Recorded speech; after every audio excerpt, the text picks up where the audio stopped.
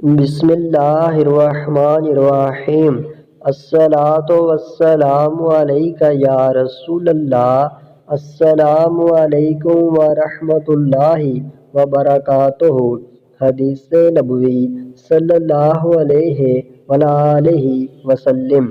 امام مالک نے روایت کی ہے کہ ایک شخص نے عبداللہ بن عمر رضی اللہ تعالیٰ عنہ کے پاس آ کر عرض کی کہ میں نے ایک شخص کو قرض دیا ہے اور یہ شرط کر لی ہے کہ جو دیا ہے اس سے بہتر ادا کرنا۔ انہوں نے کہا یہ سود ہے۔ اس نے پوچھا تو آپ مجھے کیا حکم دیتے ہیں؟ فرمایا قرض کی 3 صورتیں ہیں۔ ایک وہ قرض ہے جس سے مقصود اللہ عز و جل کی رضا حاصل کرنا ہے، اس میں تیرے لیے اللہ عز و جل کی رضا ملے گی۔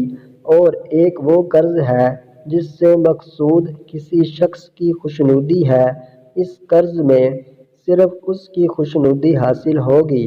اور ایک وہ قرض ہے جو تو نے اس لیے دیا ہے کہ طیب دے کر خبیث حاصل کرے۔ اس شخص نے عرض کی تو اب مجھے کیا حکم دیتے ہیں؟